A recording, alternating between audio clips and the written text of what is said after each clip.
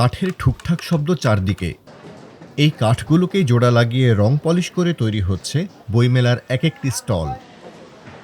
সোহরাওয়ার্দী উদ্যান ও বাংলা একাডেমি প্রাঙ্গণে বেশ জোরে সোরেই চলছে বইমেলার স্টল নির্মাণের শেষ মুহূর্তের প্রস্তুতি। জুলাই গণঅভ্যুত্থান নতুন বাংলাদেশ বিনির্মাণ প্রতিপাদ্যে শুরু হচ্ছে এবারের বইমেলা।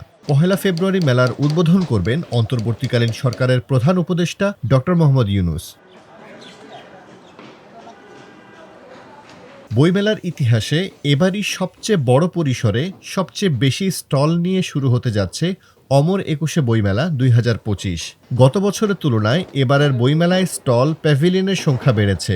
এছাড়াও কমপক্ষে ১০০টি নতুন প্রতিষ্ঠান এবারই প্রথম অংশ নিচ্ছে বইমেলায়। আমাদের গতবারের তুলনায় প্রায় ১০০ নতুন প্রতিষ্ঠান যুক্ত হয়েছে এই বইমেলায়। এই বিবেচনা বলা যেতে পারে যে এবারে বইমেলা সর্ববড় বইমেলা।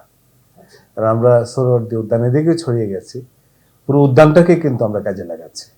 অনেকে ঢাকা বিশ্ববিদ্যালয় দিয়ে প্রবেশ করেন, অনেকে দুয়েল চত্বর দিয়ে প্রবেশ করেন, কিন্তু এখন মানুষ ইচ্ছে করলে ইঞ্জিনিয়ারিং ইনস্টিটিউটের ভিতর দিয়েও ওই পাশের যে গেটটি তা দিয়ে ঢুকতে পারবেন, প্রবেশ করতে পারবেন। প্রথমবারের মতো বইমেলার আয়োজন করতে যাচ্ছে অন্তর্বর্তী সরকার।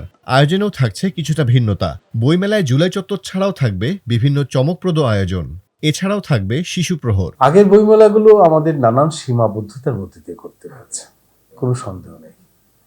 আবার এইবারের বইমেলায় কিন্তু আমরা সম্ভাবনার মধ্যে দিয়ে করছি, কারণ কোনো রাজনৈতিক চাপ নেই আমাদের উপর। আমরা জুলাই চত্বর করেছি, এর মধ্যে নানা রকম ছবি থাকবে, গ্রাফিতি থাকবে, মানে জুলাইয়ের যে অভ্যুত্থানটা হয়েছিল সেটাকে প্রতিফলিত করার চেষ্টা করছি আমরা জুলাই চত্বরে। এছাড়া থাকছে জুলাইয়ের গল্প। জুলাইয়ের গল্প একটা অনুষ্ঠানমালা থাকবে, যেখানে জুলাইয়ে যারা অংশগ্রহণ করেছেন, ক্ষতিগ্রস্ত হয়েছেন, তারা তাদের সরাসরি অভিজ্ঞতা মানুষের কাছে তুলে ধরবেন।